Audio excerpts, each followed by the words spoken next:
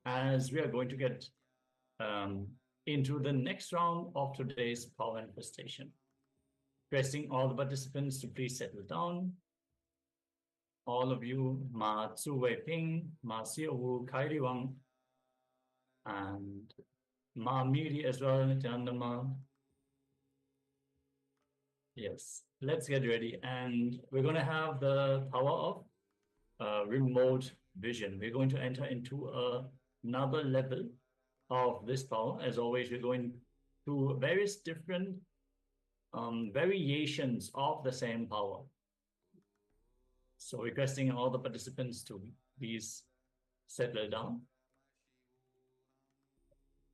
In this round, we're going to connect to another person and tell them to read something and then scan what they are reading or visualizing. So best is if you can reach out to a friend or a co-worker, a family member, and explain the basics of this power manifestation and tell them to pick anything and read it or visualize it. And then you're going to scan them for exactly that. We acharyas are also going to read something. So in case you are not able to connect to anyone at the moment due to time zone difference or something like that, you can also scan the acharyas. Just take a few moments, make sure that you sit with your head, neck, and spine in a straight line that is most conducive for the Kundalini Shakti to flow to the higher energy centers.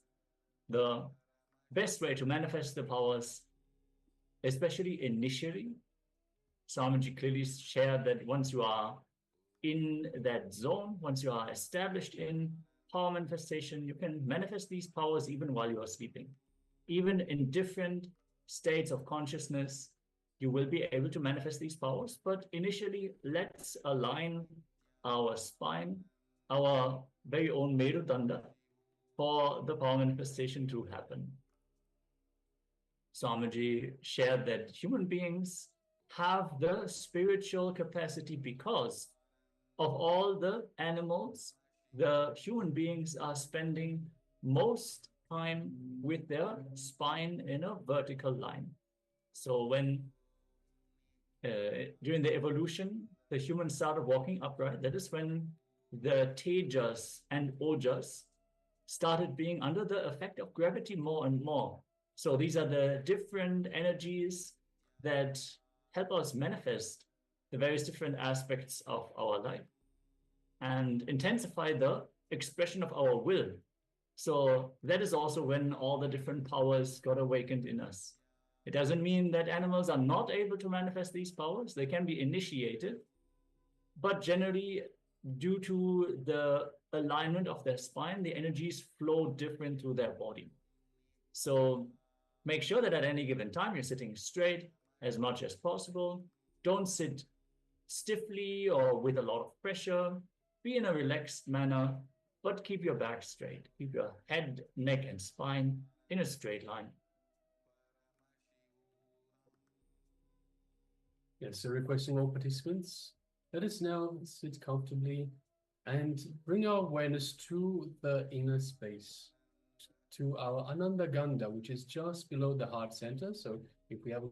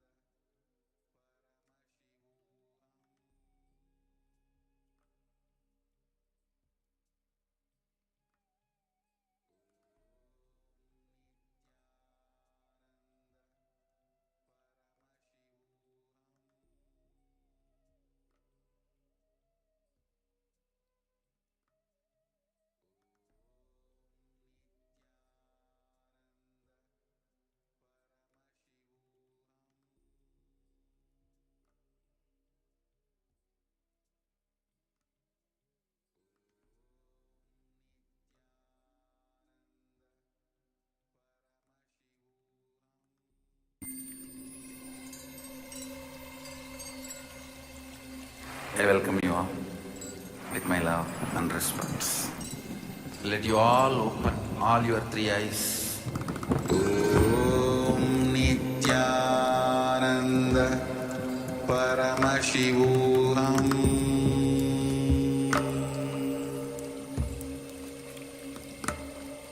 Om Nithyananda Paramashivoham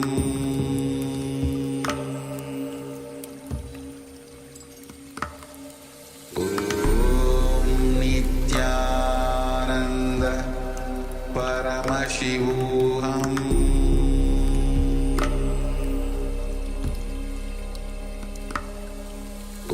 Om Nithyananda Paramashivoham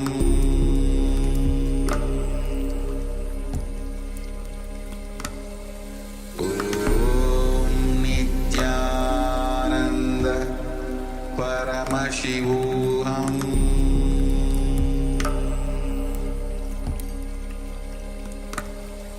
Om Nithyananda Paramashivoham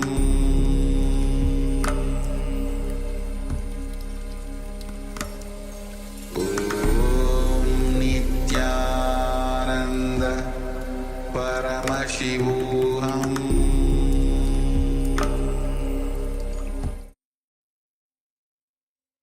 Yes, sorry for the technical glitch. Let us now settle down, requesting all the participants to please come back and get ready as we are about to enter into the power manifestation. Yes. So let us once again sit comfortably with the head, neck, and spine in a straight line. And let us bring our awareness to our inner space. Our inner space just below the heart center, the Ananda Ganda. And let us visualize Swamiji in our inner space. So select the image, the murti of Swamiji that you feel most connected to. And visualize that in your inner space. And feel the connection to Swamiji from your inner space. And feel the love and compassion that Swamiji is radiating from this very connection.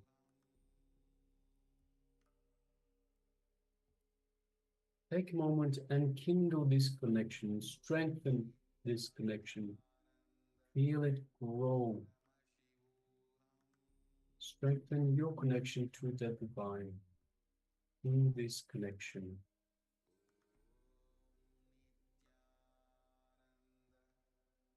Feel the space of oneness with Swamiji through this connection in your inner space.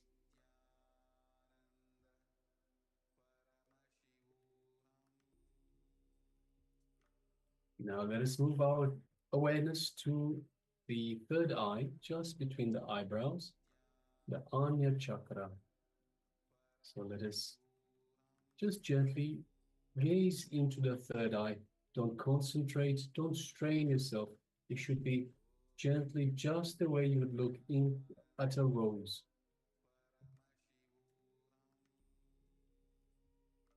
Just feel, look through, gaze through the third eye into Swamiji's third eye. So visualize Swamiji in your third eye, and from your third eye, look into Swamiji's third eye.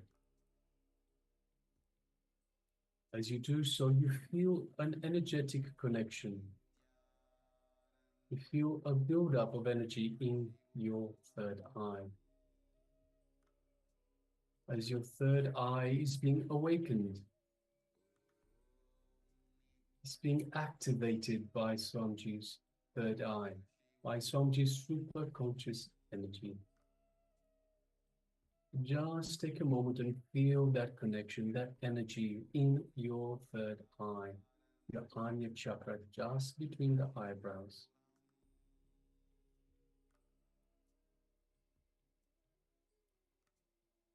And Now let us make a strong declaration, strong decision to scan what the other person is reading. So we have connected to another person. Let us scan what the other person is reading. Let us start chanting the Mahavakya, which is the cosmic code word that Swamiji has given us to further strengthen this feeling connection to the divine, to himself. Om Nithyananda Paramashivoham. Om Nithyananda Paramashivoham. Om Nithyananda Paramashivoham. Yes, continue chanting the Mahavakya, and from the space of oneness with Swamiji, let us start manifesting his power of remote vision. Scanning what a third person is reading, so whether it's ourselves, the acharyas, or someone else that you've connected to. Let us now begin this power manifestation.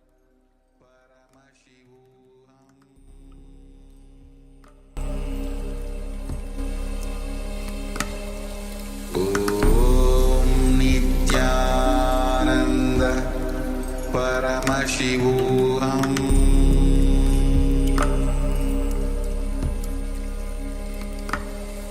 Om Nithyananda Paramashivoham.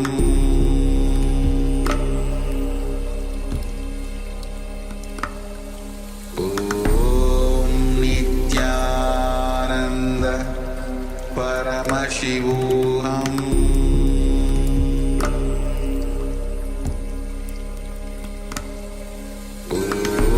Om Nithyananda Paramashivoham. Om Nithyananda Paramashivoham. Paramashivoham.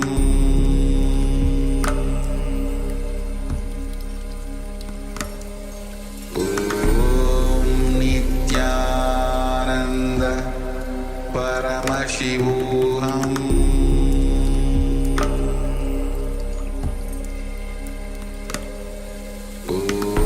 Om Nithyananda Paramashivoham. Paramashivoham.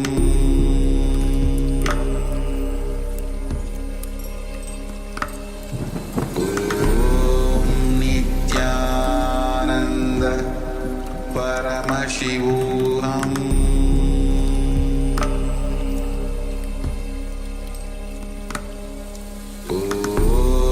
Nithyananda Paramashivoham. Om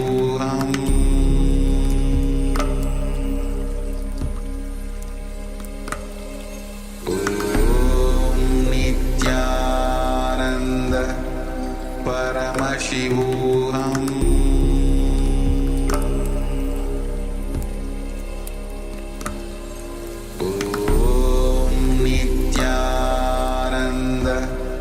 Paramashivoham.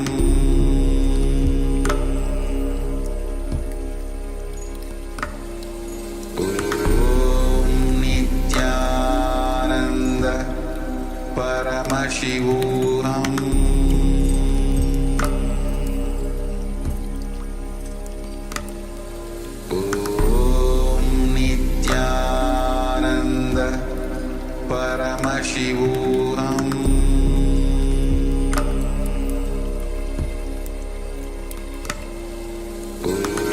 Om Nithyananda Paramashivoham.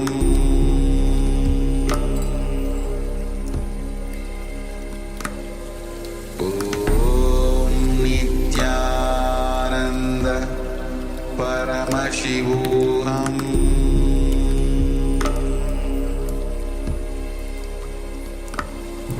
Om Nithyananda Paramashivoham.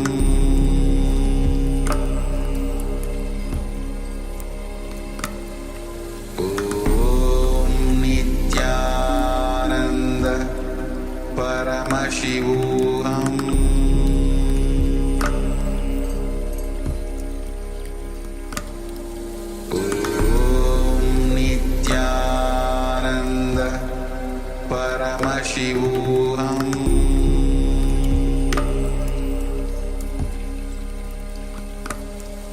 Om Nithyananda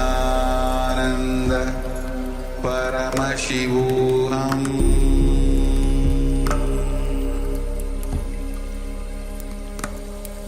Om Nithyananda Paramashivoham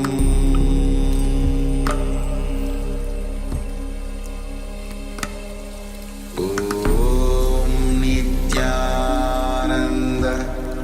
Paramashivoham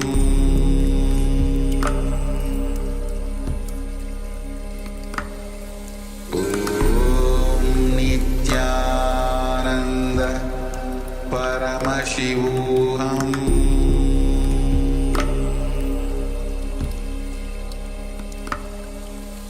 Om Nithyananda Paramashivoham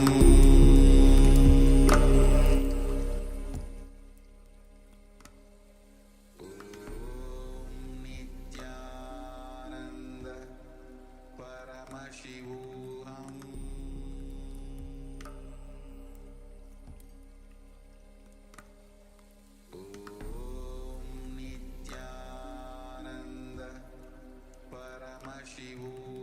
Om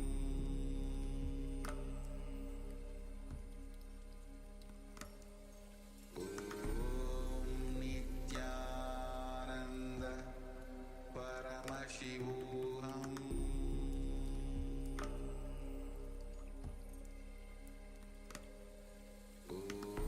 Om Nithyananda Paramashivoham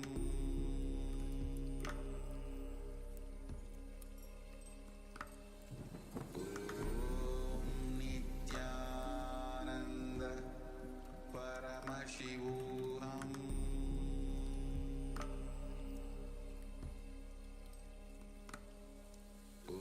Om Nithyananda Paramashivoham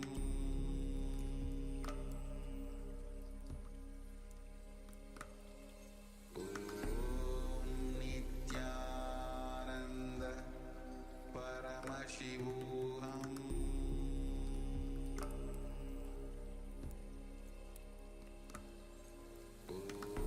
Om Nithyananda Paramashivoham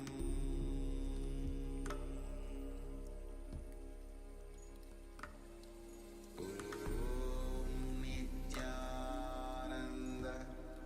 Paramashivoham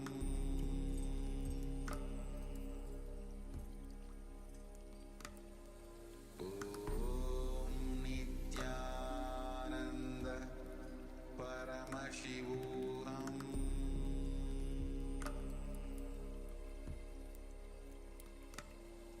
Om Nithyananda Paramashivoham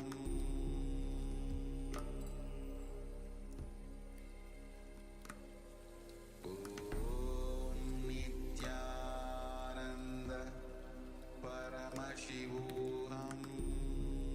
Yes. So let us now share whatever we have received through the third eye during this round of the power manifestation. Share it here in the Zoom chat, on YouTube, Facebook, and Twitch, wherever you're tuning in from. Let us know what you see. Nithyananda Paramashivoham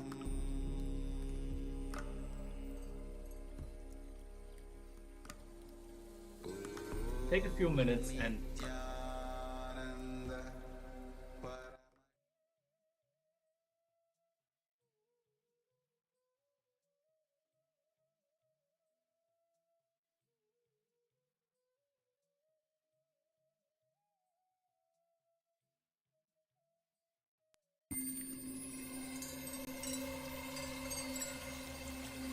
I welcome you all with my love and respect. Let you all open all your three eyes. Om Nithyananda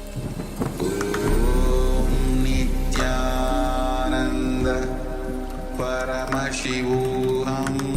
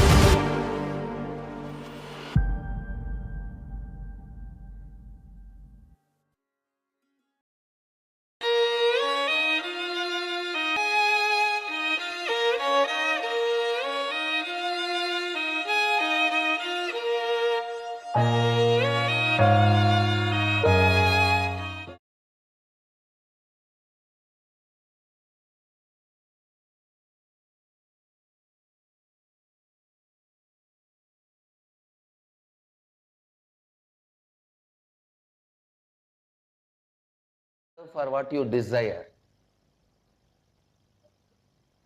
I don't even want to say you have to yearn what you desire.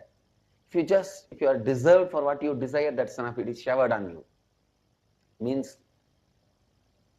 for example, you desire for $1 million. You don't even need to yearn. If you deserve, if you are not going to destroy that $1 million, or using that $1 million, you are not going to destroy yourself. If you just deserve, you will see the cosmos showers on you. Sometime the moment $1 million comes, you will drink, and you may die in 10 days. Then naturally cosmos thinks, why should you be killed? Because cosmos loves you. Just not to kill you, he says, wait. Let the money not come to you more than $10, which is for 1 quarter. You drink only that much. So, I am not even saying you have to yearn. All I am trying to tell you is, if you deserve for what you desire, you are showered.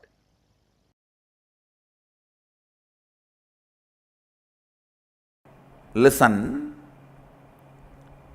your will can never be against the will of the cosmos. Your will can never be against the will of the planets. Your will can never be against the will of the universe. Because you have not willed, planets continue to do their allotted responsibility. If you will, they always come to you. Listen, in 3 ways they come to you. If you are praying, they come to you as God. If you are declaring, they come to you for negotiation table. If you are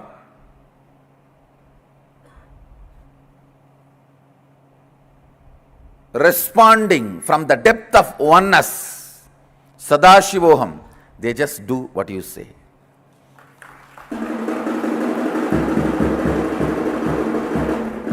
Understand, please understand, the will which you have. See, all of you have will. That is why you are, even if you want, you can move your hand, you can close your eyes, you can turn your head. Whatever will you have to run your body and your mind, this will and the cosmic will which runs the sun, moon, planets, these two only quantitatively differ. Smaller, higher, that's all. They do not have quality difference. Good, bad, no. God, devil. No. This is one of the major truth. Very important truth. Sanatana Hindu Dharma teaches. I should tell you, Sanatana Hindu Dharma alone teaches.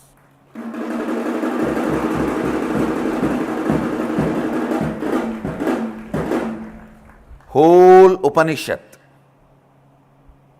introduces you. Shrunmandu Vishwe Amritasya Putraha. You are junior Putra, son of immortality. So there is only quantitative difference. You are small and that is high. Amritasya, the state of Amritatva is bigger and you are smaller. You are Putra of that. But nowhere it says there is qualitative difference. Understand?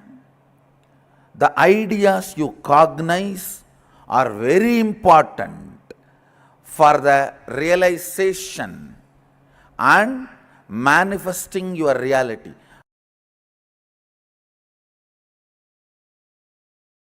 Unfortunately, you know only one rest, that is which is falling into the unconsciousness, sleep, where you don't care about things, where your complete decision not to care about things becomes predominant. Please understand.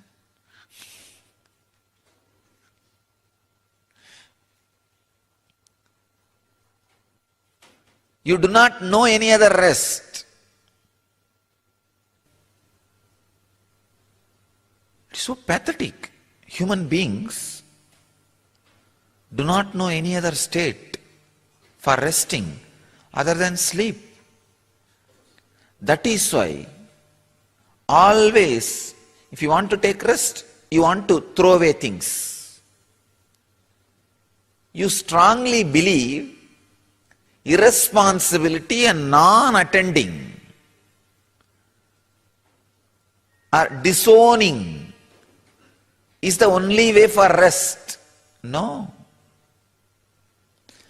The moment you start believing disowning is the only way for rest,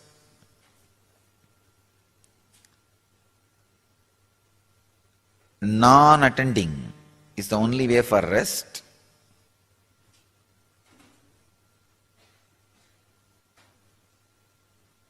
naturally your being likes to rest.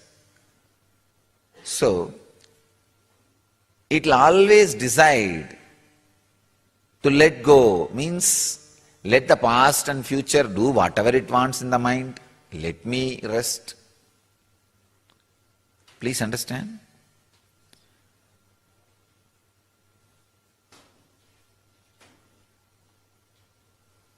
Awareness, trying to live in the present, looks like a load on you because of your belief system. Why you don't want to live in the present?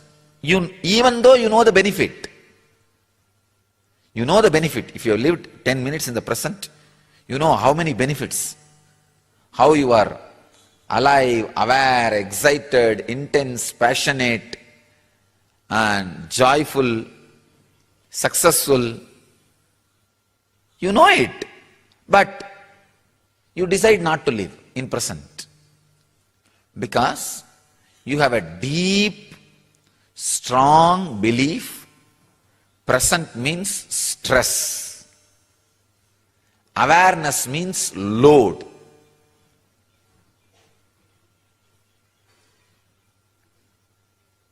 Till you remind your biomemory strongly, awareness means restfulness. Being in the present means deep relaxation. Till you remind your biomemory, make your biomemory understand, awareness means restfulness. Being in the present means utter relaxation.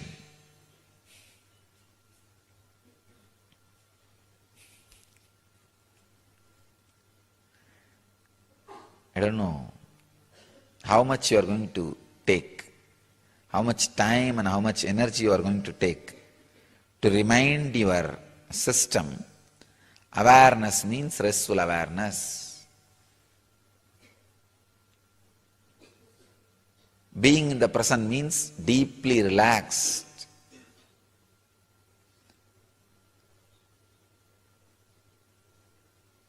All the knots being shattered. That understanding, that clarity is a basic necessity for you to consciously decide to get enlightened, to live in the present moment. The problem is not just your intellectual understanding level. See, there are some problems which can be cleared just by the intellectual understanding. But the problem related to laziness, this is the deepest layer of laziness, the subtlest printout which you carry in your mind, blueprint which you carry in your mind about the past, present, future. This is one of the most dangerous blueprint you carry. Please understand, most dangerous blueprint means living in the present is stress. Just being pushed and pulled by the past and future is relaxation. I can define the meaning of ignorance. Ignorance means believing, floating in the past and future is relaxation. Being in the present is stressful effort. This is ignorance. Again and again and again reminding your muscle memory, being in the present is the relaxation and restfulness. Being in the present is the restful awareness. Entering into the past or the future is the action, doing, stressfulness. Do not associate your relaxation with some vacation place or some mood happened in the past in your life. Associate always relaxation to the Kundalini which awakens in the present moment. When you sit with restful awareness, in every body, some part of Kundalini awakens. A shift in the awareness happens. Associate your relaxation, vacation with that shift. Teach your biomemory again and again, that is vacation, that is relaxation. That is restful awareness.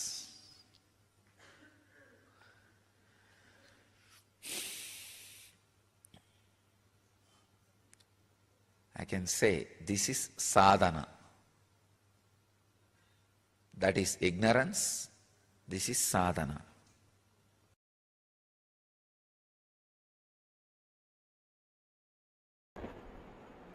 If you are pregnant with present, you will be delivering the future. A person who is purely pregnant with present will be delivering the pure future. In your pregnancy, if you carry the dead past also, your child will have physical, mental defects, which is your future. In your pregnancy, if you carry the pure present, you will deliver beautiful future. If you are carrying the dirt past also, then your child, the future, will have the trace, suffering of the past.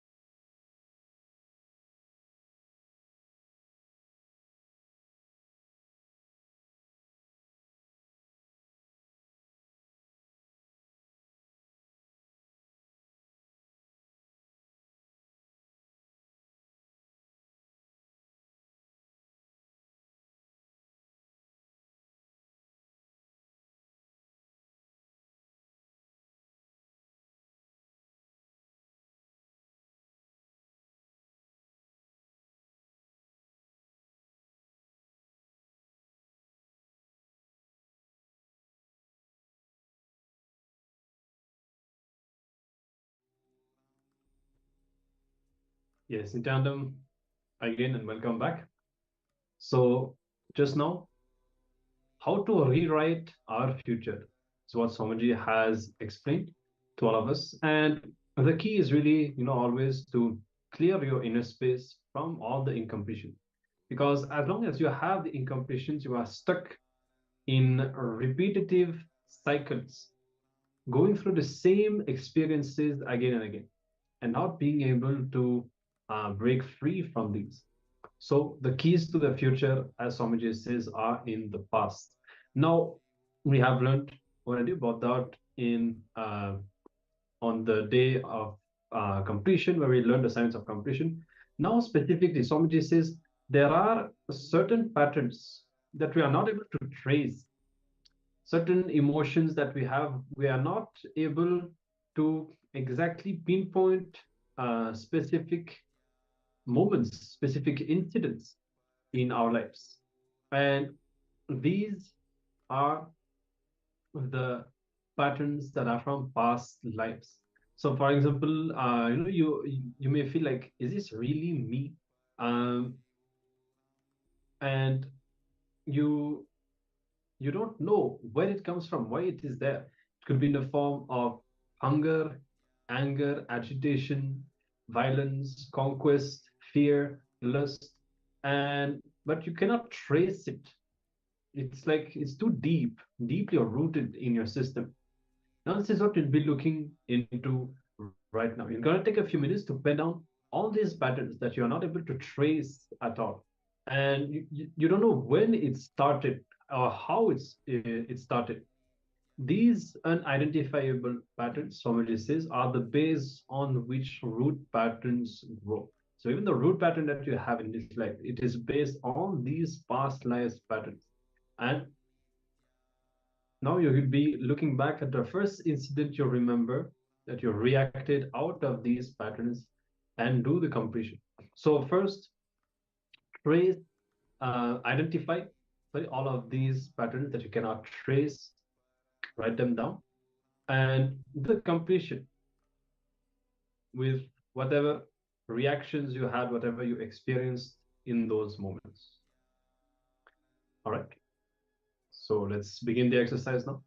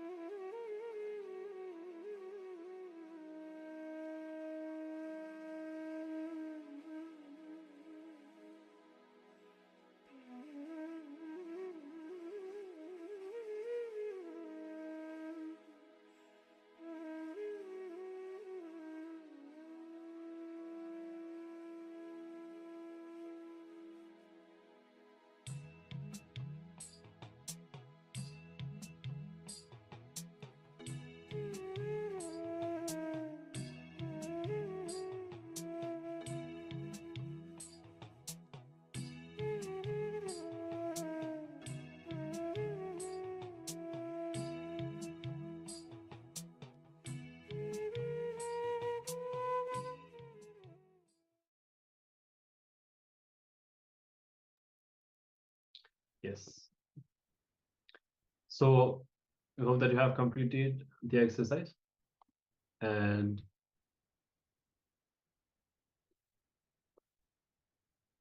we'll be moving into the power manifestation now.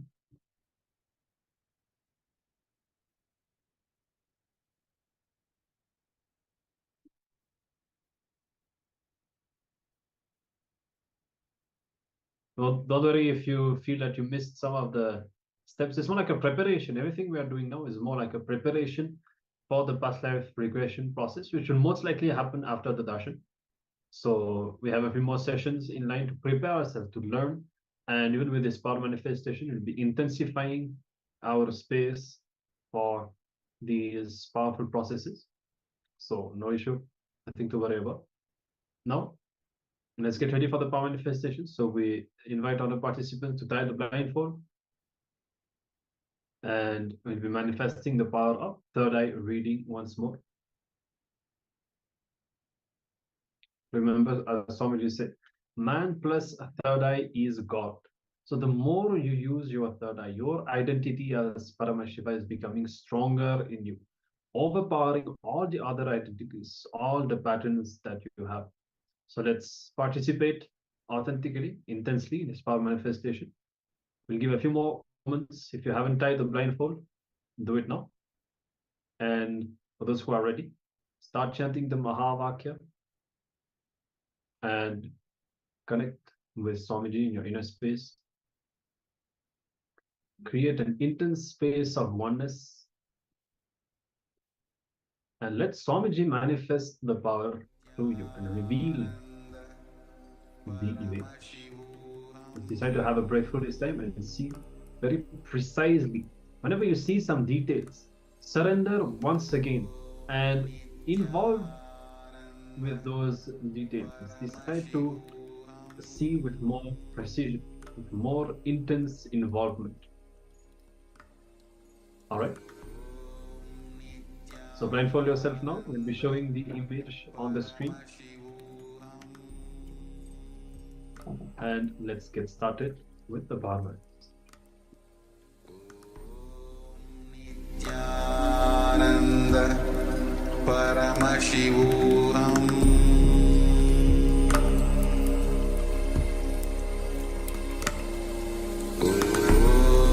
Nithyananda Paramashivoham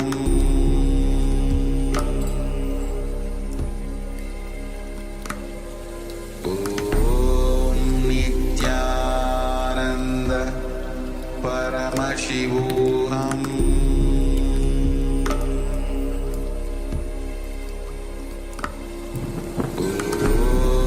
Nithyananda Paramashivoham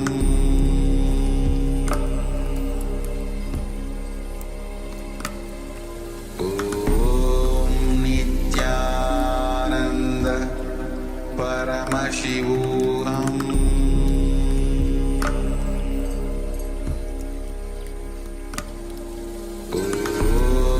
Nithyananda Paramashivoham Nithyananda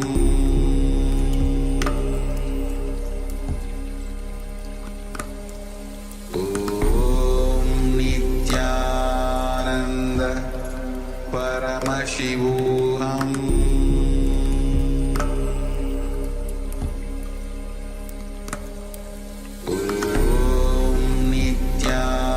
Nithyananda Paramashivoham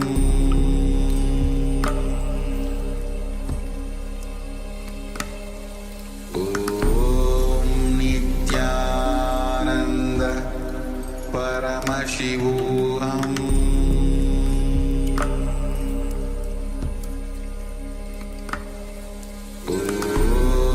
Nithyananda Paramashivoham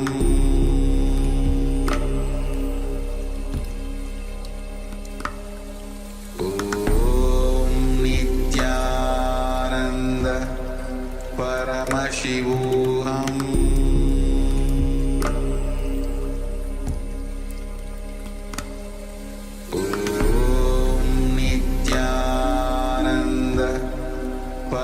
Paramashivoham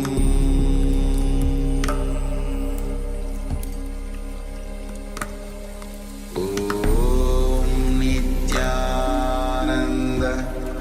Paramashivoham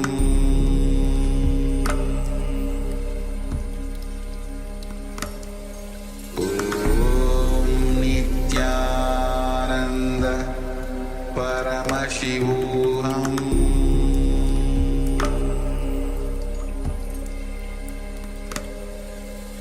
Om Nithyananda Paramashivoham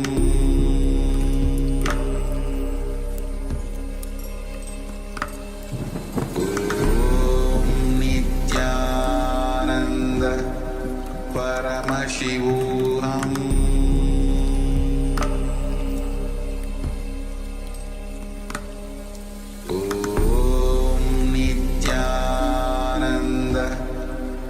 Paramashivoham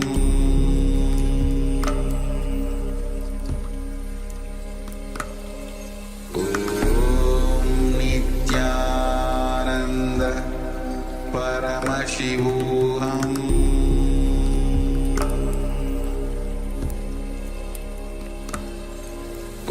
Om Nithyananda Paramashivoham Paramashivoham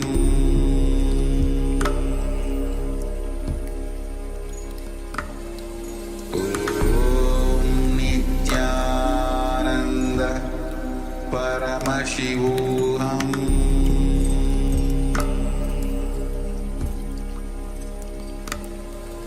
Om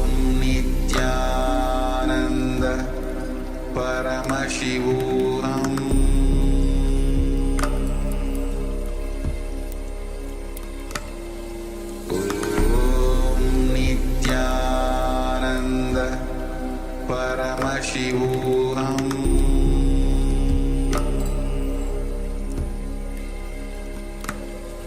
Om Nithyananda Paramashivoham Om Nithyananda Paramashivoham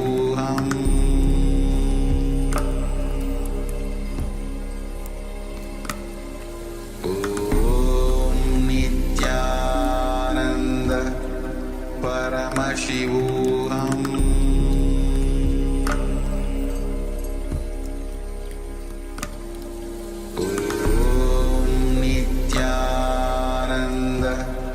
Paramashivoham Om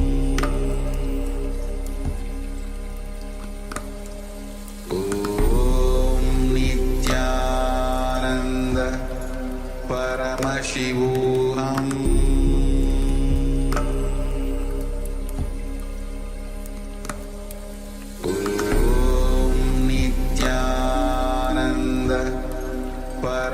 Paramashivoham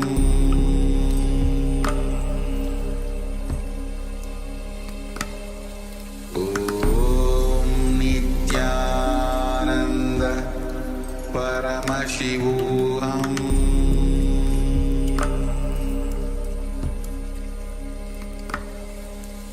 Om Nithyananda Paramashivoham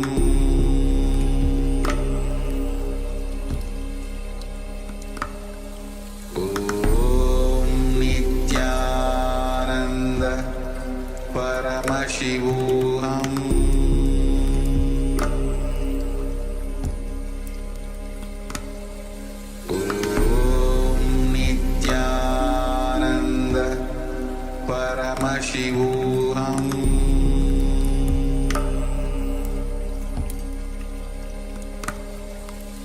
Om Nithyananda Paramashivoham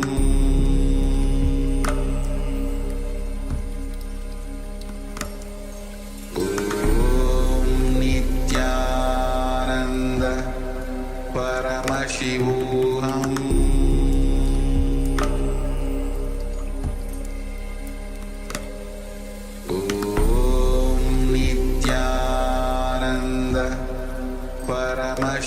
Paramashivoham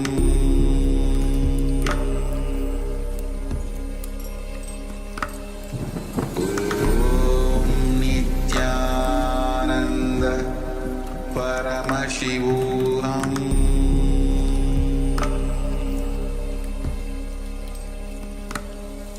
Om Nithyananda Paramashivoham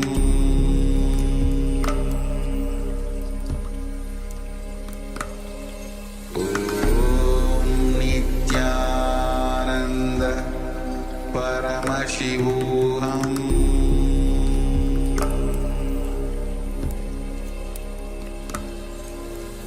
Om Nithyananda Paramashivoham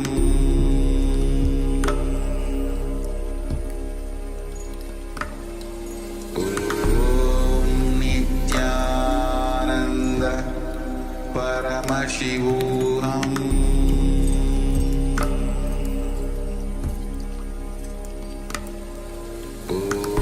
Om Nithyananda Paramashivoham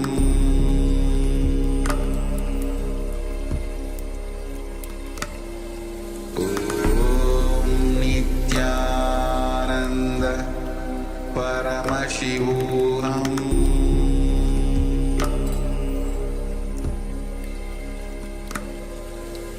Om Nithyananda Paramashivoham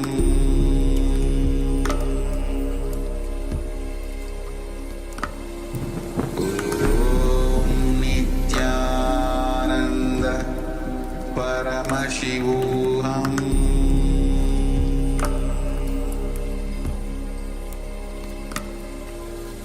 Om Nithyananda Paramashivoham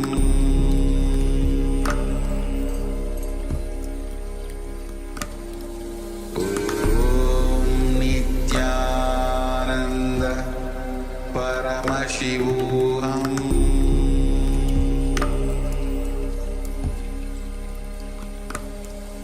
Om Nithyananda Paramashivoham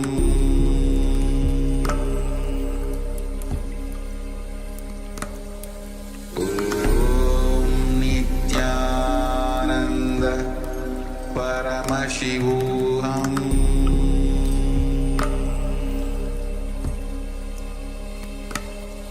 Om Nithyananda Paramashivoham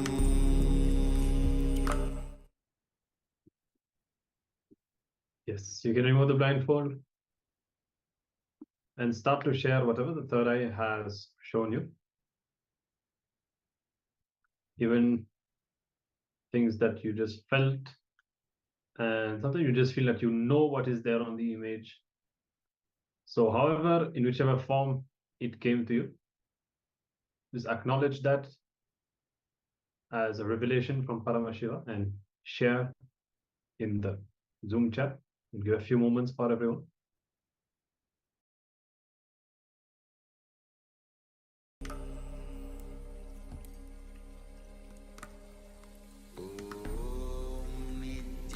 Nithyananda Paramashivoham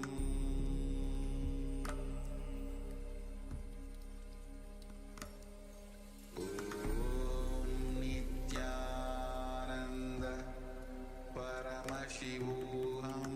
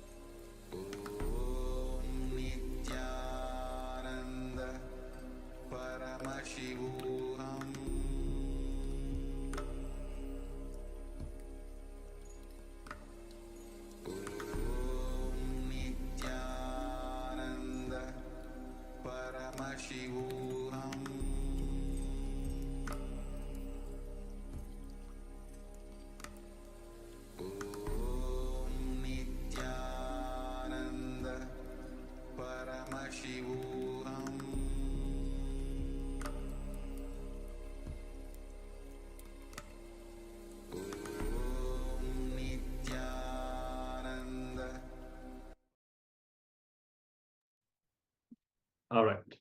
So we've read the sharings and red, blue, green, chartreuse, buildings, and gold. It was like a desert. That's very good. And white and gray as well. That's also very good. And Paramashakti is sea, jellyfish, trees, light roads, and white. Okay, so some very good things here we have. So let's have a look at the image and we'll understand. So you can recognize the famous durian fruit. And so many things that you have shared are very much connected. And what's about the trees, crops, and even the gold is definitely the fruit at the center in gold color. And Paramashakti also trees and roads. So yeah, if maybe you have seen something related to the transportation. The white color is there also, of course. White and gray is also there. Yes, great. All right, so good. Again, successfully seeing some of the details, some of the aspects of the image. And this power manifestation today will really help us awakening the third eye so that we can enter into this deep meditative consciousness. So thank you for participating and manifesting this power. And we'll be continuing and moving ahead into the next session now.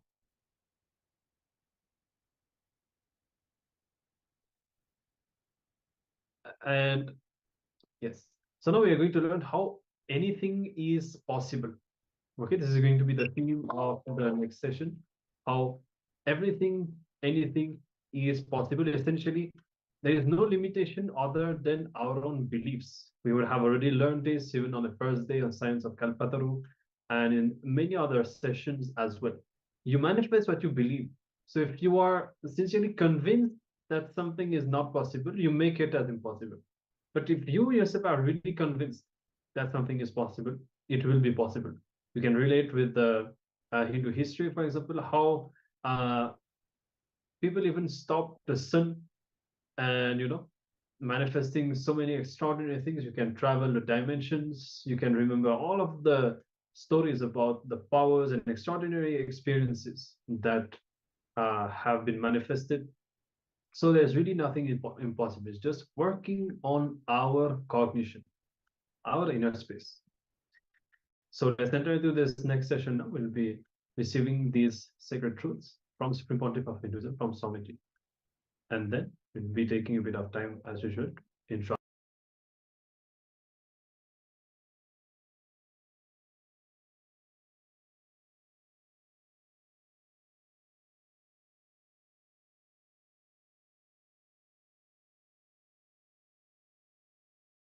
Understand, take the power of rewriting your future in your hands. How world occurs to you, how you perceive the matter. Please understand, matter is not reality. How it occurs to you is reality. The good news is your occurrence can be changed. How it occurs to you can be transformed. The bad news is you are in a reality illusion. What you think as reality is not reality, it is illusion. It is the way the matter occurs to you. It is not fact. It is the way the matter occurs to you. Please listen. Your reality is the way matter occurs to you. Transforming, rewriting the world the way the world occurs to you. Rewriting the way the world occurs to you. Transforming the way the world occurs to you is what I call rewriting the future. When you complete with yourself and complete with others, the way the world occurs to you becomes different. When your root patterns loses power over your thinking, please listen. Even if you discover your root pattern, you know whenever your default thinking starts, it is because of my root pattern, I will not encourage this thinking. Even that is a great liberation for you.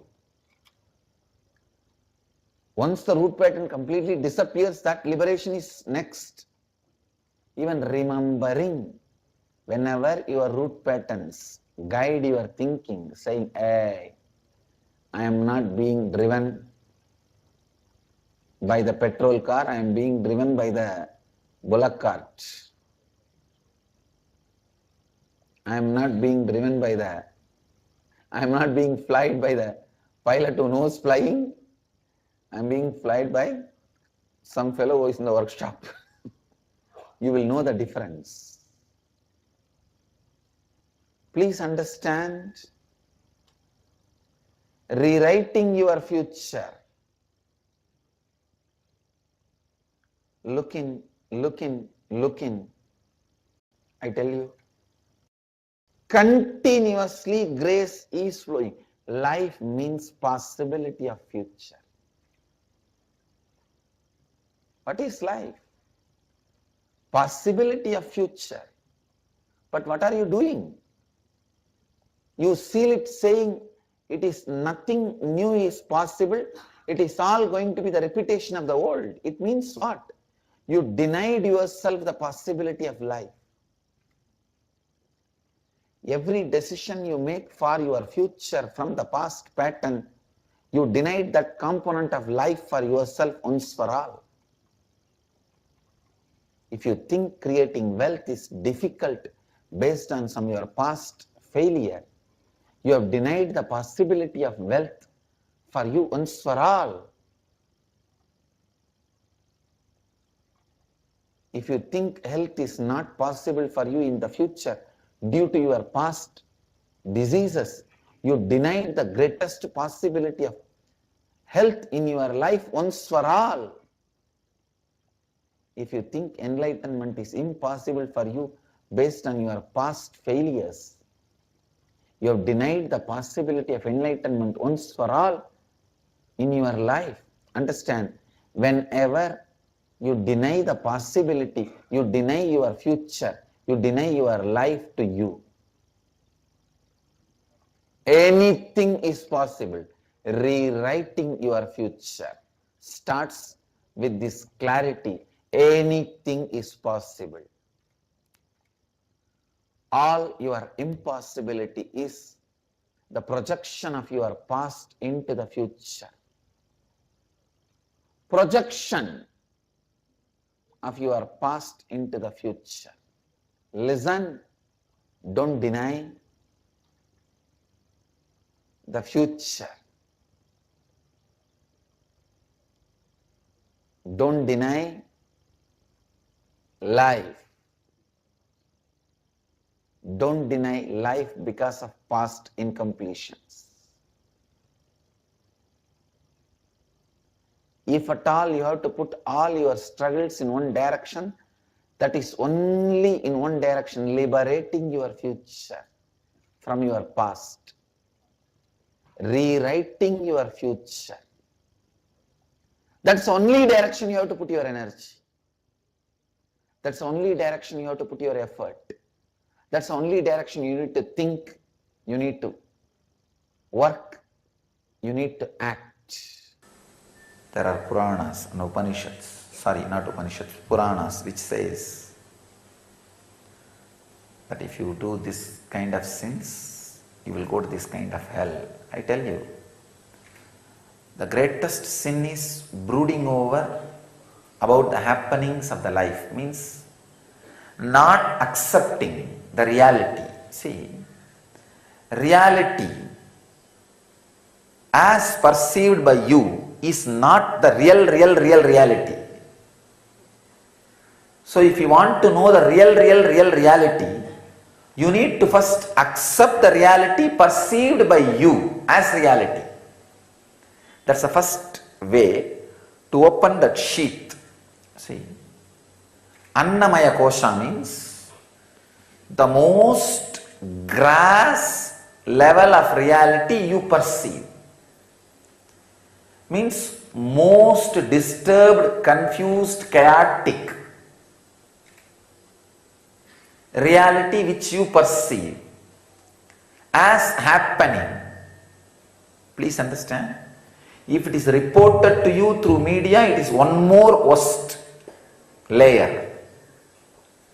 If it is happening directly in front of your Annamaya Kosa, that itself is complete chaos. And if it comes to you by somebody else's chaos, chaos through chaos. Understand? Even if it happens in front of you, that is the grossest reality you perceive. Accepting that and looking into it is the first layer, first step you need to do.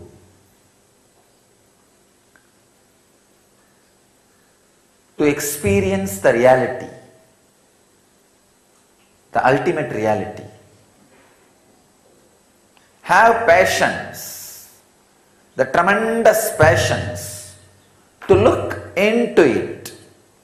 First, accept, then have patience to look in. Don't react. Reaction is not going to help you. Accepting and looking in, looking in, looking in with deep patience. Reality will be realized as reality only by the deep acceptance and restful awareness. Your agitated mind, the angry mind,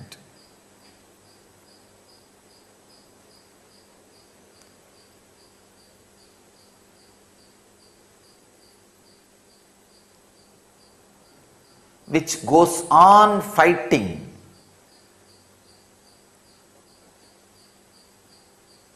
with the reality presented to you. Please understand, the reality presented to you is surely not reality, but you fighting with it is not going to make you experience the reality. But the angered, perverted, agitated mind goes on fighting with the reality presented to you. No. You are basically an enlightened superconsciousness. But with that superconsciousness, you can make a flower do what you want. You can't make a stone do what you want. Understand? There's a big difference. With that superconsciousness, you can just look at a flower, it will just blossom. You can just look at a person, he will just open up.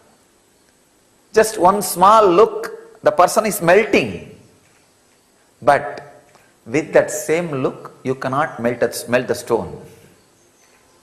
That is not possible. A crude reality cannot be handled by the agitated or unacceptable mind. First you need is acceptance of that crude reality, chaotic reality which happens in front of you. Then restful awareness. Look in, look in, look in. You will see, layer by layer, reality opens to you. But any agitation, the crude reaction to the reality presented to you makes the wound big, and you carry it for ages, lives. That is what is called hell. The ultimate sin is not looking into reality. That is the ultimate sin.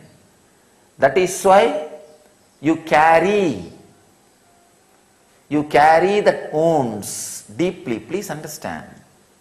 Yesterday I was analyzing some more videos, researches, books on past life. Please understand, I am not supporting the caste system as it is available now or as we understand now. Of course, there were some misunderstandings happened, no doubt. But I tell you, some of the few things you need to understand. First thing, this is the system with minimum flaws. If you see the other civilizations, it is not that they did not have caste system. Every civilization has caste system, but their caste system is dependent on economical strength. But our caste system was dependent on the intelligence, the intellectual strength, the teachers and the people who do R&D. They were kept as the highest ladder, so that the constant amendment is possible. Please understand. Just because few mistakes have happened, you should not abuse the whole system.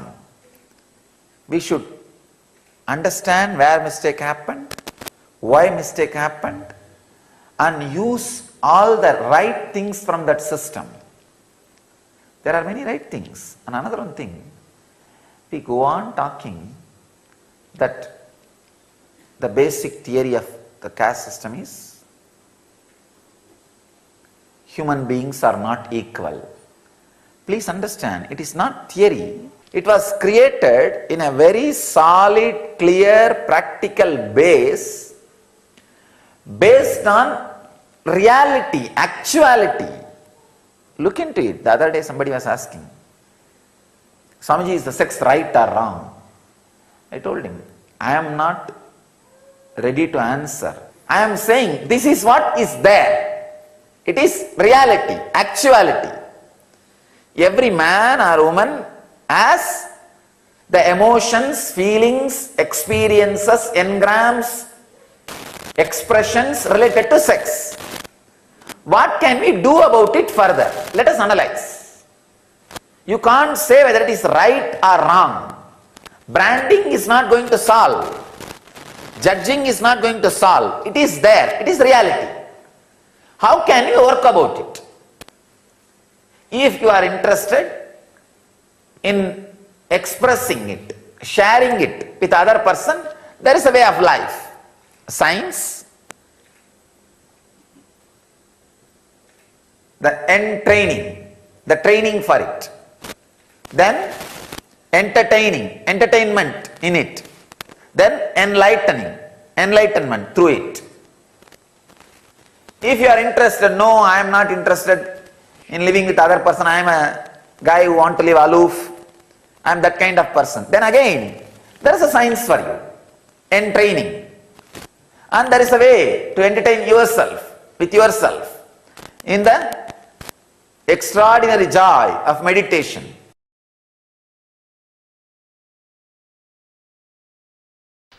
Listen. Go on deciding. Go on deciding for life. And know when you need to change, even your change will automatically happen when you decide for life. For example, if you decide for wealth, thinking that is life, after some time you will realize much more than wealth, there is something in you which is more important for life. You will start deciding for that. That may be health. And after some time, you will realize more than health, something more important exists in you, that is life, that is enlightenment. So ultimately, if you go on deciding for life, you will decide for living Advaita.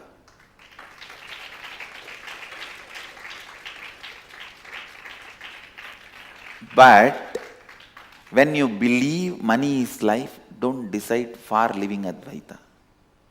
Then you will be hypocritical.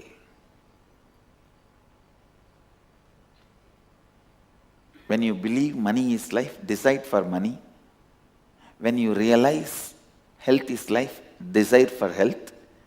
When you realize enlightenment is life, decide for enlightenment. When you realize everything is life, decide for everything. You will have energy to have everything. Money, health, enlightenment, everything.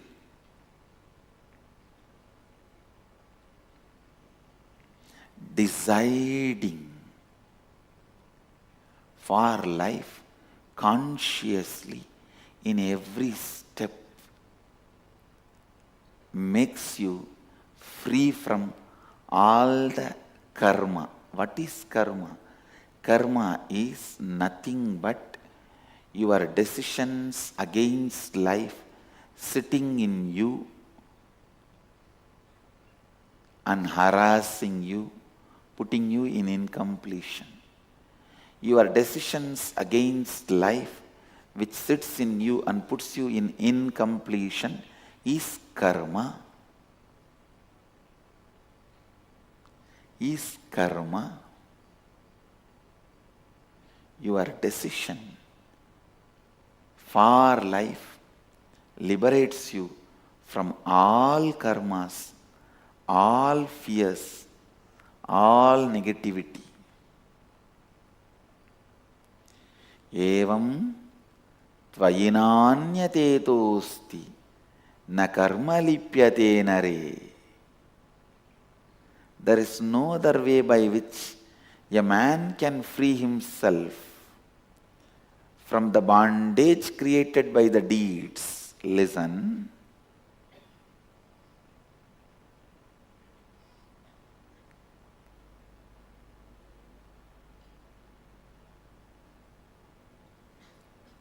How much ever you hear all these things, you need to sit and internalize. That is why again and again I insist, come here, experience inner awakening.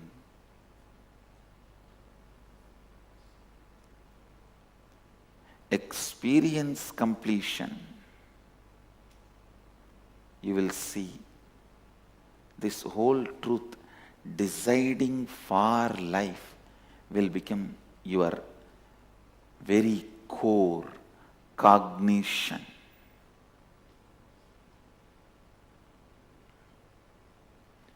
Kuruvan neveha karmani jijivishechadagum samaha evam tvayinanyate tosti na karma lipyate nare.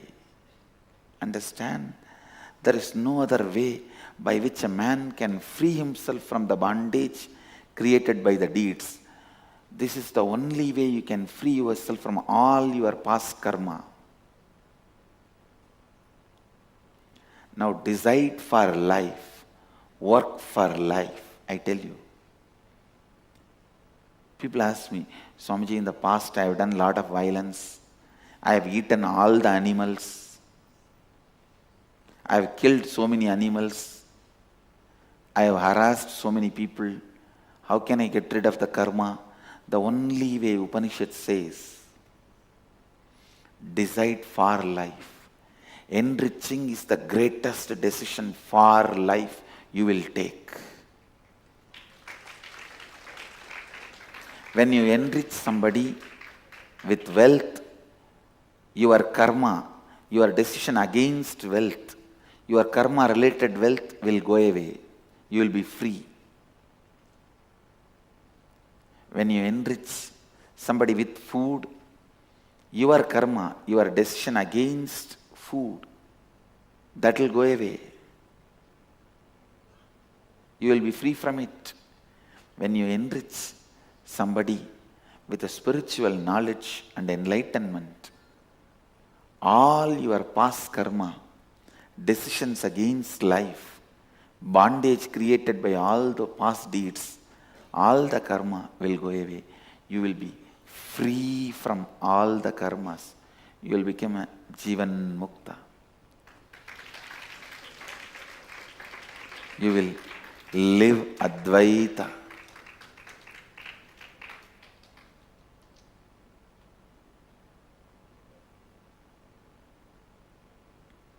kuruvanneveka karmani jijivisheccadaggo samaha evam tvayinanyate tosti na karma lipyate nare.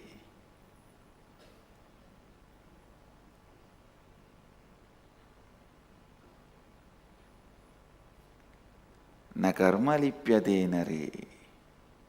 Learning to decide for life. Learning to decide for life.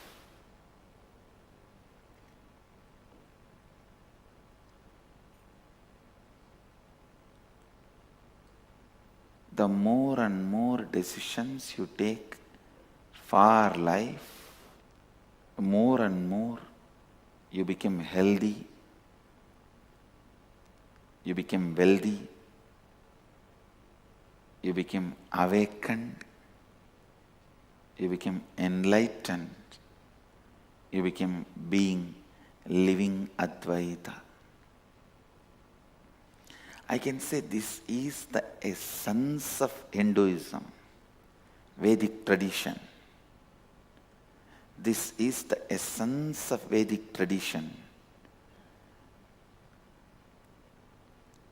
Decide for life. And when you decide Dharma is your life, when you feel Dharma is your life, decide for it. If you feel Artha is your life, decide for it. If you feel Kama is your life, decide for it. If you feel Moksha is your life, decide for it. If you feel all the four are your life, decide for it. Deciding for life liberates you from all the bondages, karma. I tell you, every problem you face is your decision taken in the past. Every obstacle you face in your life is your decision you took in the past, knowingly or unknowingly.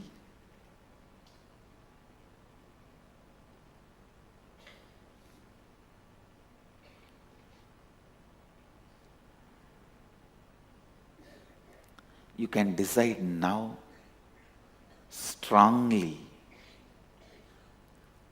for life. You will see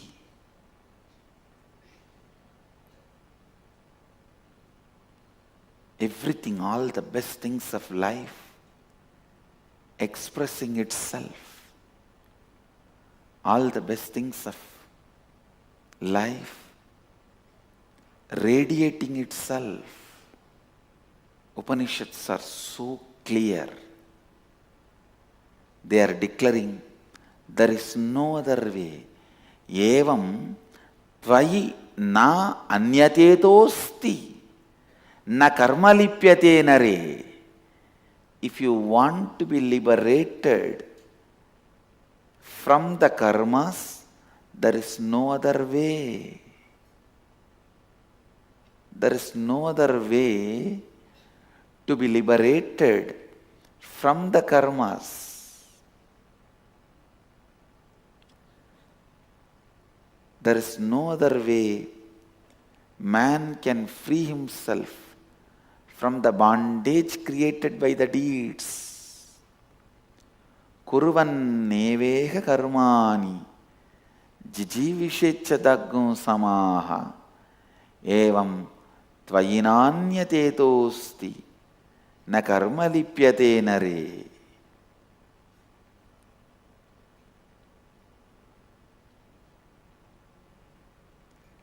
There is no other way by which a man can free himself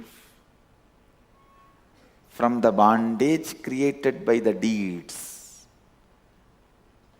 Understand, if your decisions and actions have created certain bondage, only by deciding for life and acting, you will be free from those bondages.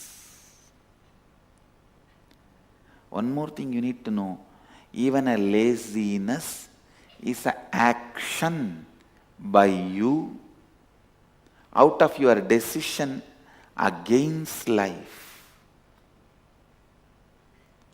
So when you decide for life, the laziness, tiredness, boredom, hatred, anger, everything will melt down.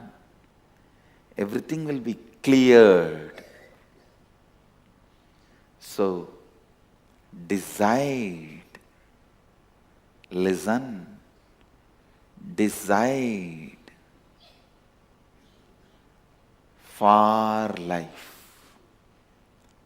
Decide for life. Decide for life.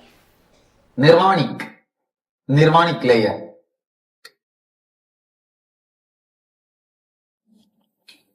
It's a very subtle difference. This layer almost doesn't exist. Almost it's an Atman, but the last step. What is the way to explore this last step? What is the way to bring out the energy from this last step? What is the way to penetrate this last step? Totally cutting yourself from the past. No evolution, only revolution. No evolution, only revolution. It is the moment when seed takes the decision to sprout. The seed is sprouting. The last moment, the seed will have agony. It is called dark night of the soul. The last moment, you take the decision to take the jump. You take the decision to go beyond. You take the decision with all your consciousness, with your whole energy to go beyond the body and mind, to drop all the old conditionings. Yesterday somebody was asking me, method to undo the whole thing. Can you make me again 7 years? This is the method. When you know all your whole things are conditioning, just read once more what you have written. Is the life worth living? Is this the life worth living? Just so much of desires in the out of blue, which has no base, and so much of sufferings, so much of guilt, so much of pain. Only one layer of joy, that also through the pain. Only one layer of joy, that also through the layers of pain. Look at the whole past. Actually, almost for everybody, I can say, though 100%, or anybody who says my past is gold, my past is golden. No. For everybody, past is more like a wound, which needs to be operated or thrown out from the being.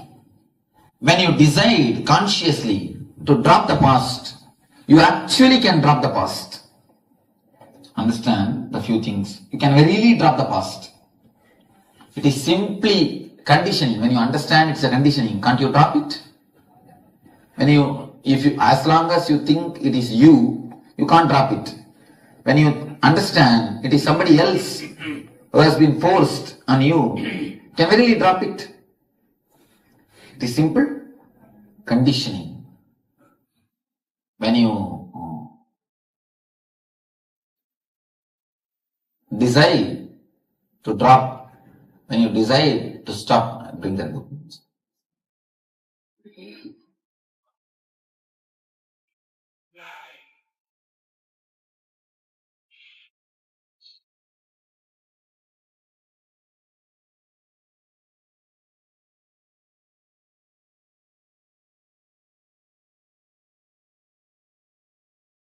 You can simply very drop. We are going to drop. Anybody who doesn't want to drop and keep it can decide. No, it is option only. How can I decide for you to whether to drop or not? If anybody really feels like, no, Swamiji, it is perfectly alright, I can carry on, I can decide. So Swami, when you said drop, is it a psychological connection is drop? Yes, That's what you psychological mean. There's no connection. emotion with how that And simply when you psychologically drop, even physically the whole thing changes. It can be simply be dropped. Because when you share, you emotionally also drop. Open confession is called a great technique to cross the nirvanic body, to drop the conditionings. Have you heard of the story of Valmiki? Valmiki is a great saint, respected saint. One of the great epics of India is written by him. He is the author. And he is a rishi. He underwent this open confession. He has done all sorts of criminal activities and all sorts of sins. At one time, the Narada encountered Valmiki and asked, "What are you doing? Do you know?" Valmiki told, "Oh, I'm perfectly alright." Then Narada says, "None of your family people will share your sins. Go and ask." He goes and asks everybody. Nobody is ready to share his sins. Finally, he came and confesses everything to Narada. When he confessed, something has broken in him. Something has transformed his life. Something has touched him. Then Narada initiates him, blesses him. Then the hunter dies and Valmiki is born. I can say at least 20 to 30 masters have been created by this open confession. People who have confessed, they have grown out of the thing. People who have just kept it inside, they lived their own way. You attain the fruit of writing. You see, when you write, like this, many understandings descend on you. That is just for those understandings we make you write. You come upon so many new understandings, so many new dimensions. You see, if I would have taught him that these are all self-created, people will think, "Oh, Swami is making fun of our pains." But when you understand, it becomes a great understanding. So I create a situation in which you can understand. The understanding can happen to you. If I say ready-made solution, what do you think? All right. Anyhow, we have come these 2 days, let us listen what he says. But when it happens to you, the understanding, it stays with you permanently. It stays with you totally. It is all self-created. There is no right, no wrong in the existence. Only one thing which makes you totally blissful, not joyful. Which makes you blissful will make always others also blissful. That is what is right. That's all. There is no right, no wrong. Whenever it is joyful, it is different. When it is blissful, it will make others also blissful. If it makes you only blissful and others sorrow, then you understand it's a joyful, not blissful. It is only joy, not bliss. There is a subtle difference. Whatever makes you joyful, the path of ananda, the path of bliss, that only is right. Simply live with bliss. That is the right thing. To come to these conclusions only, we are searching. That is what I wanted every conclusion to come from your side. I am churning the milk ocean. One side devil and the other side devas. Of course, not surely here.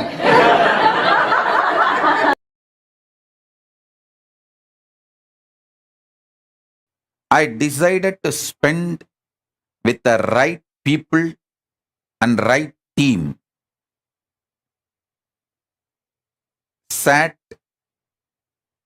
in the Paramashiva space, organized myself properly, built a right team, right space, started doing right work. Now, we already have not only KAILASA, the Hindu nation, we are already having many countries, diplomatic relationships and recognitions, multi-level recognitions. There are some countries recognized me as a Supreme Pontiff of Hinduism and given their highest honor, respect. There are some countries given even awards. Some countries have recognized the KAILASA nation, and some countries have recognized the persecution.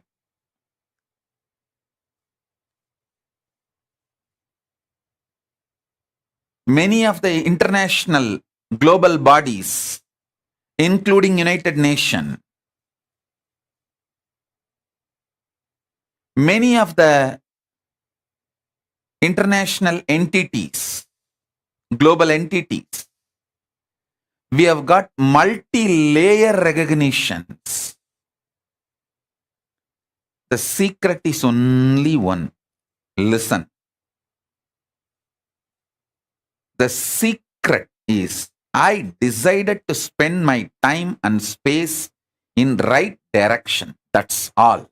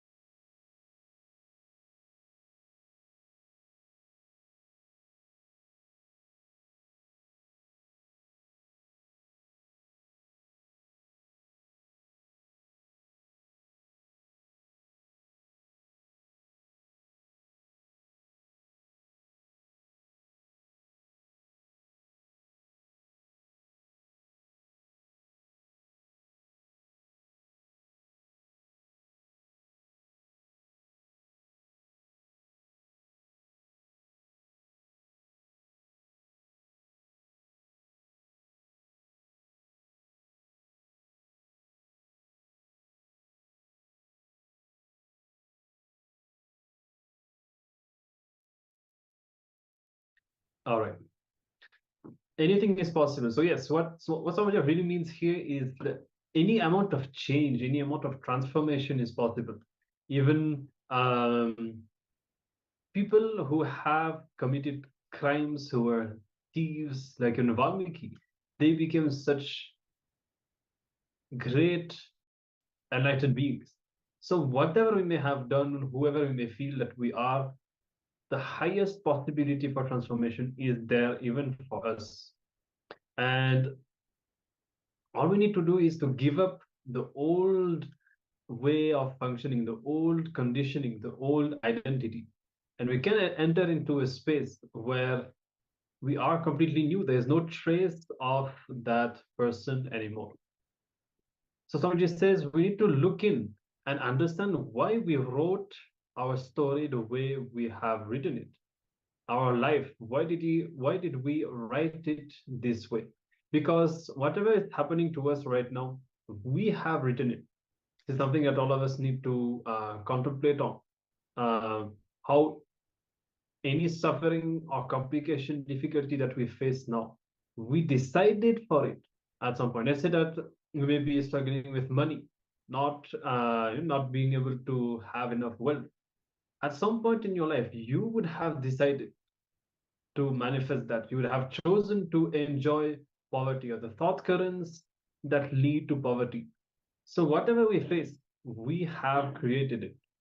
And now, as Swamiji was saying, we need to give up the conditioning, the old way of thinking in order to transform. Yes. For example, if you watch children's eyes, they will be clear and empty.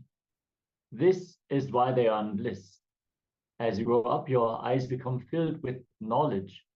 Then you may have sight, but not insight, because you see through your eyes that are already filled with opinions, judgments, and beliefs. Your sight is no longer innocent. It is filtered and clouded. You see through the filter of your beliefs and conditioned memories. There is nothing new to learn from what you see because it becomes a repetition of your past memories. The learning is missing. As Patanjali is saying, making decisions based on past impressions surely will lead to misunderstandings. So if you build your perception based on all those ideas that you accumulate over your lifetime, naturally, your eyes will not be clear. You will be always influenced by the past experiences. Being innocent is like functioning from your very consciousness. It is thoughtless awareness. Until then, you function from your mind. You just sit and watch the source of every thought, every thought that rises in you. You will soon drop all the thoughts and go back to the thoughtless awareness that you had as a child. Thoughtless awareness is innocence. But this time, it will be innocence of maturity because you have gone through the process. Understand, many times when we see the enlightened masters, it seems like they are behaving like little children. In many incidences, they would almost seem childlike. It is because of the innocence that they carry in their eyes. They are in that thoughtless awareness, in that pure space without any judgment. Many times people feel that what they have done can never match Swamiji's law, whatever he is showering on them. And when they feel that they have done something wrong, they expect his eyes towards them to change. But the grace of the enlightened master is too much. He is Ashutosha, easily pleased. He's never touched by the disciples. So now let us actually enter into a small exercise. It's just a short meditation, and sit for a few moments with yourself and go into your innocence, the space of innocence, where you do not have the influence of the mind, all the knowledge, the prejudice, the ideas, and feel the innocence, feel the purity inside you. The overflowing, let it spread through your body, through your mind, and through your being. And feel how beautiful you are when you are in your innocence. You can contemplate on that, connect back with your innocence. We do not operate based on all the past experiences and memories that you have gathered, all the knowledge, just being innocent, being in the present with awareness, without calculation.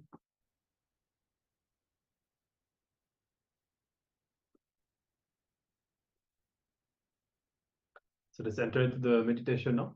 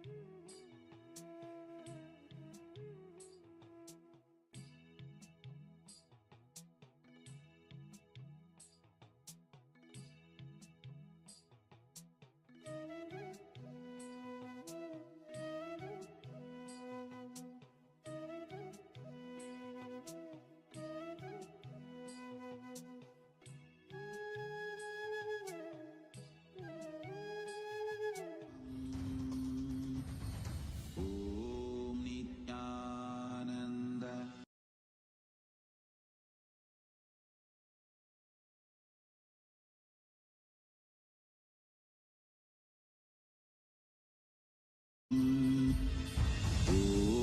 Nithyananda Paramashivoham.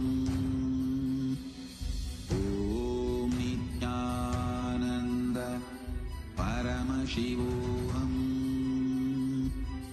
Om Nithyananda Paramashivoham.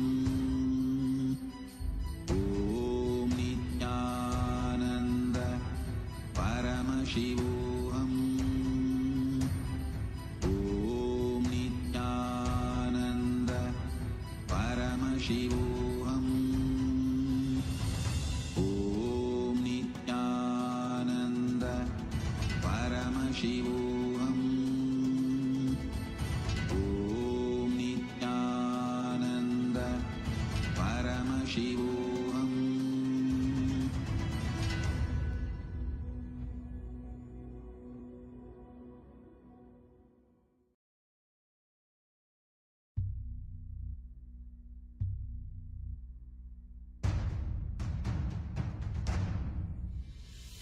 Sit as Paramashiva.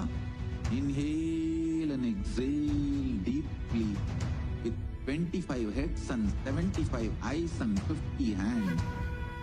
Visualize, meditate, connect with him. He is a living, alive being. Drop your form into his form and dissolve. Remember, you are a Sarupya Mukta, means your form is dissolved into his form. All my disciples, now I am initiating Salokya Mukti, Samipya Mukti, Sarupya Mukti, Sayujya Mukti. Om Nithyananda Paramashivoham. Om Nithyananda Paramashivoham. Om Nithyananda Paramashivoham. Om Nithyananda Paramashivoham. Om Nithyananda Paramashivoham. Om Nithyananda Paramashivoham. Om Nithyananda Paramashivoham. Om Nithyananda Paramashivoham. Om Nithyananda Paramashivoham. Om Nithyananda Paramashivoham. Om Nithyananda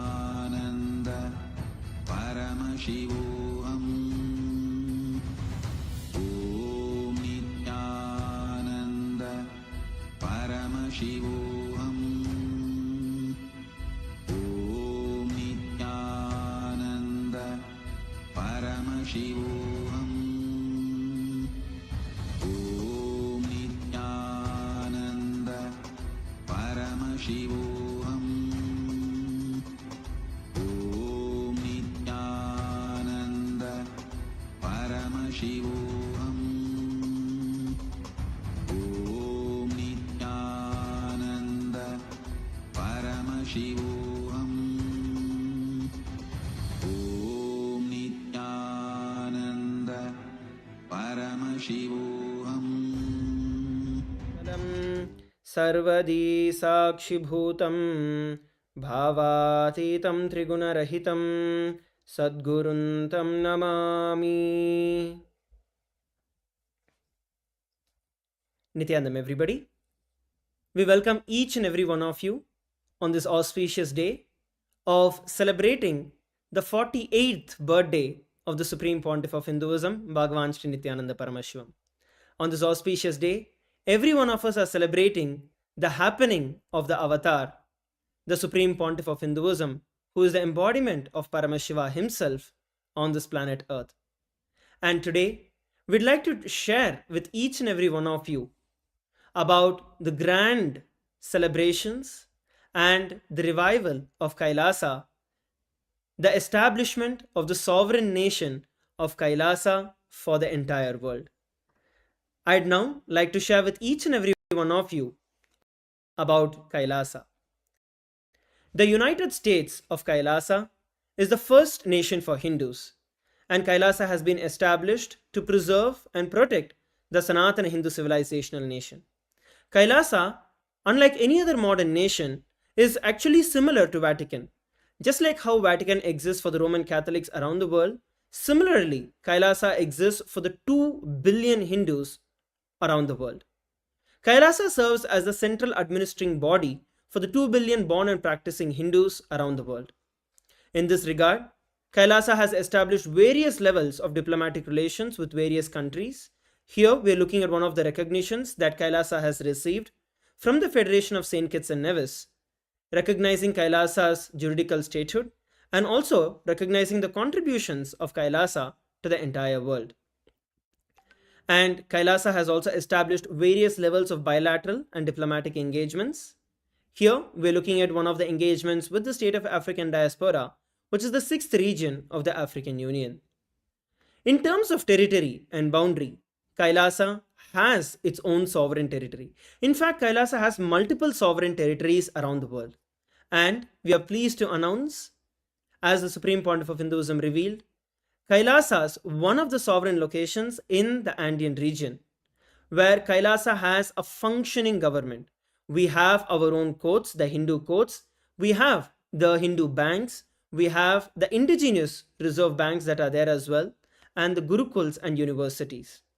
There are multiple indigenous nations in the Andean region who have gifted and who have given sovereign territory to Kailasa, and this has also been ratified and recognized by their national governments as well. Kailasa also has established the United Ancient Nations, which is an intergovernmental body of Kailasa that is specifically created and established to protect the rights of the indigenous and the ancient nations that exist, to promote the rights and the sovereignty that is vested in every one of them. Kailasa has a fully functional government, and the foundational principles based on which Kailasa is established is Ahimsa and Advaita, which is non-violence and coexistence. In this regard, Kailasa has established a perfect structure with its own Hindu parliament and the entire cabinet as well. And the fundamental and the core values which govern Kailasa are basically preserving our ancient tradition, promoting religious freedom, fostering cultural heritage. And in this phase, where there is so much of violence that is going on, Hindus have faced enormous amount of persecution. Over the last many centuries, the Hindus have been facing persecution. Kailasa and the Supreme Pontiff of Hinduism have also been subjected to tremendous persecution through this entire period. For the very first time, the persecution on Hindus was brought down to the United Nations by Kailasa. Till date, the United Nations has published over 22 reports recognizing Kailasa's juridical statehood and the persecution that Kailasa has been through. And given that the diaspora of Hindus are 2 billion strong, Kailasa has its branches, has its de facto embassies in over 150 countries around the world. The Supreme Pontiff of Hinduism is the reviver of Kailasa, and the Supreme Pontiff of Hinduism has tirelessly worked and established Kailasa as a sovereign nation. Taking a step back into the historical background of Kailasa, the Supreme Pontiff of Hinduism has been coronated as the king of 21 ancient kingdoms. Here we're looking at the kingdom of Madurai, of which the Supreme Pontiff of Hinduism is the 293rd pontiff. We have the kingdom of Surangi, of which the Supreme Pontiff of Hinduism has been coronated as the 203rd emperor. We have the kingdom of Swargapuram and 18 such kingdoms. Kailasa is the continuity of all of these ancient kingdoms that are coming together. At one point in time, there were over 56 Hindu nations with over 200 kingdoms and 10,000 provinces. But due to the relentless attack and persecution, Kailasa lost all of it. And the entire Hindus lost all the sovereign territory that they held. Over 400 million Hindus were massacred, over 95 million Hindus were tortured, and 3.7 million Hindus who were forced to convert to other religions. Because of this, Back in 2003 itself, the Supreme Pontiff of Hinduism took the entire kingdom to the North America and established KAILASA government in exile. As per the very Convention on Diplomatic and Consular Relations of the United Nations, KAILASA receives customary recognition as per their very constitution, article number 47.1. Even as per the doctrine of continuity, KAILASA receives all the rights to remain and to function as a sovereign government.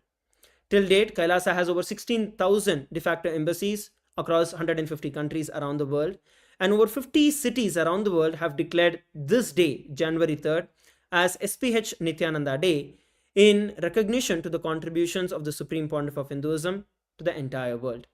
KAILASA is not in conflict with any nation. KAILASA is a complement to every nation. We actively represent at various international events, engagements, actively advocating for the rights of KAILASA and Hinduism. When we look at the global stage, sovereignty is a commodity.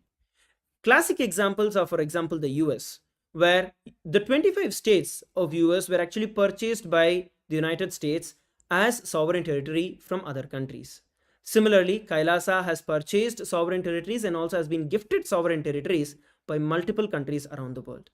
KAILASA also has its own reserve bank, which is very similar to the Vatican Bank.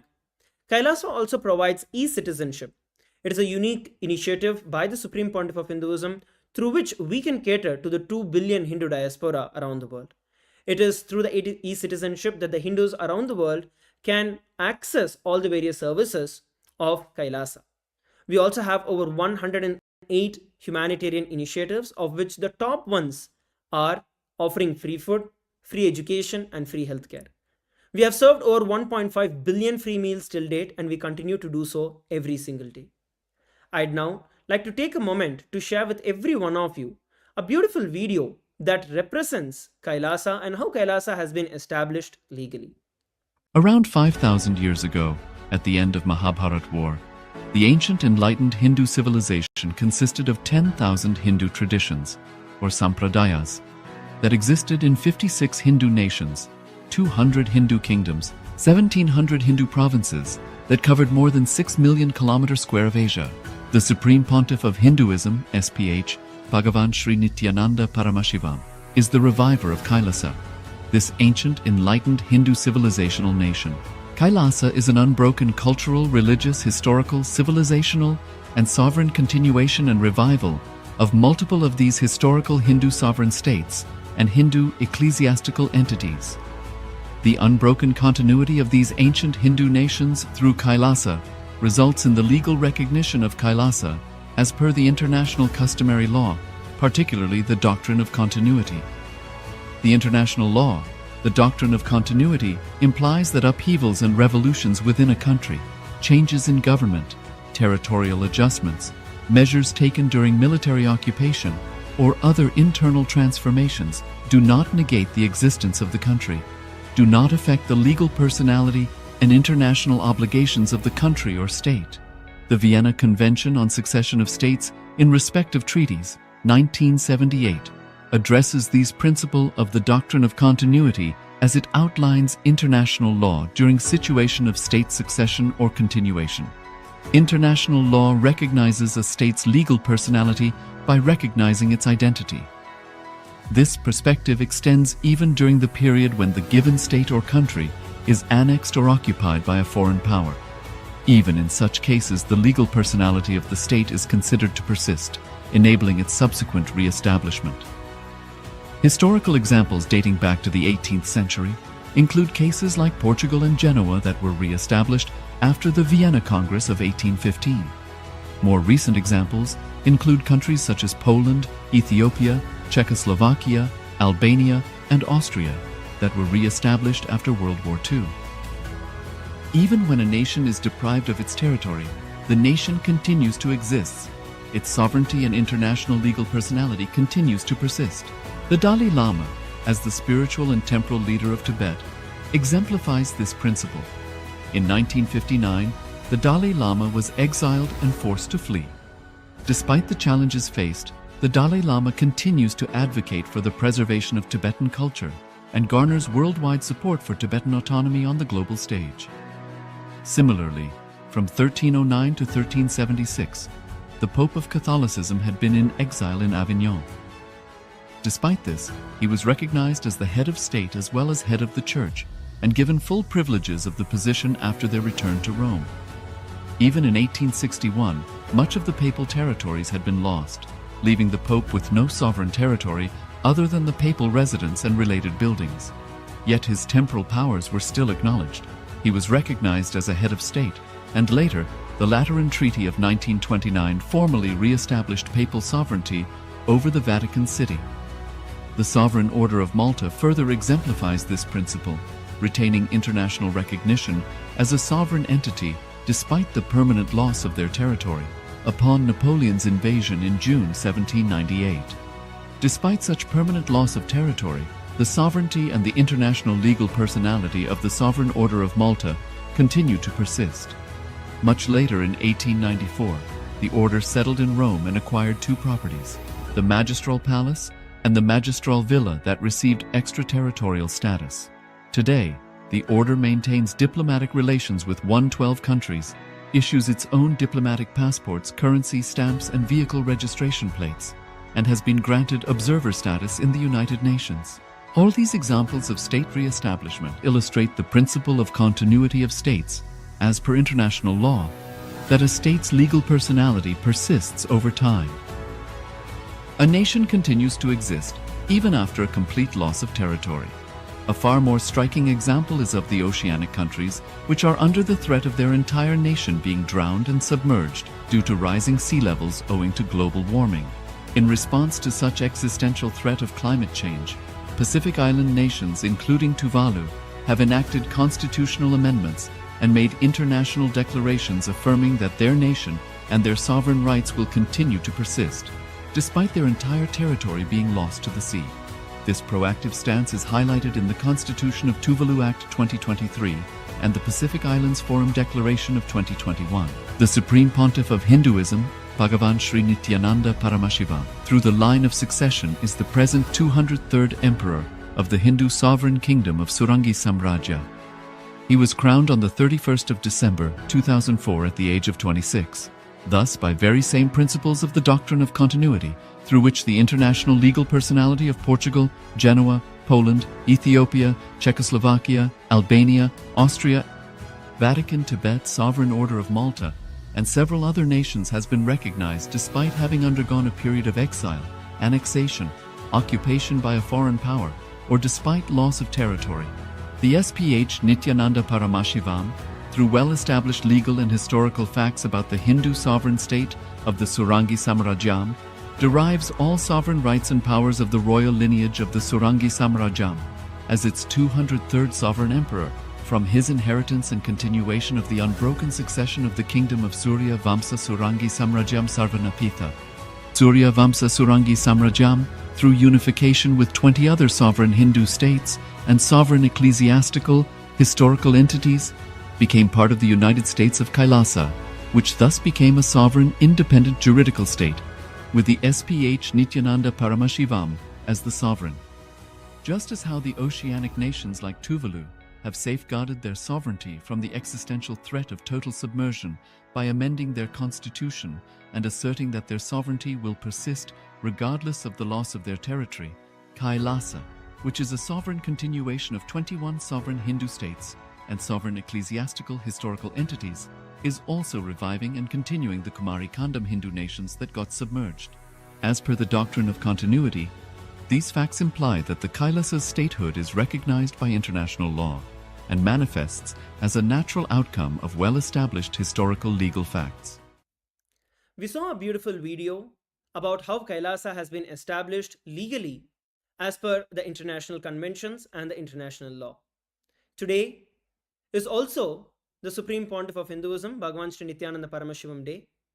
And today has been recognized and declared as SPH Nithyananda Day across over 50 cities in recognition to the contributions of the Supreme Pontiff of Hinduism to the entire world.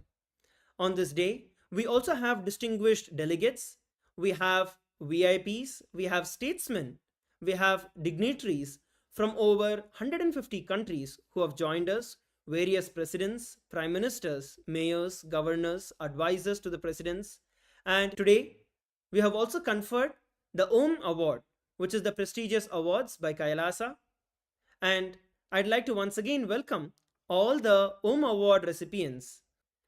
First, we have His Excellency Rodney Alfonso Cabrera Espinal, who is the president of the Tribunal of Abhyayala from the Republic of Peru, and he is conferred with Kailasa Mitra Award. Next, we have His Excellency George Clean Chaukcha Lopez, and he's the coordinator of the Association of Regional de Pueblos Indigenous de la Selva Central, the ARPI, and he has been awarded the Kailasa Mitra Award. Next with us, we have Honorable Suwaibo Taure, who is the Member of Parliament from the Republic of Gambia, and Honorable has also been awarded with the Kailasa Mitra Award. Next, we have with us Mr. Sargon Thomas, who is the chairperson of the Assyrian Culture Center of Melbourne, and we'd like to thank you for joining and conferred this distinguished award of the Kailasa Mitra. Next with us, we have Mr. Alassana Fofana, who is the Secretary General of the Gambia Traditional Healers Assembly. And Mr. Fofana has also been awarded the Kailasa Mitra Award. Next with us, we have Ms. Lakshmi Pillalamari. And Ms. Lakshmi Pillalamari has also been awarded the Kailasa Mitra Award for her long-lasting friendship along with Kailasa. Next, we have with us Mr. Arun Dutt, who is an entrepreneur and member of the Americans for Hindus from Los Angeles, United States. And the Kailasa Mitra Award has also been awarded to Mr. Arun Dutt. We'd like to thank each and every one of you for joining us today on this auspicious day. And we also have various dignitaries and VIPs who have joined with us from around the world.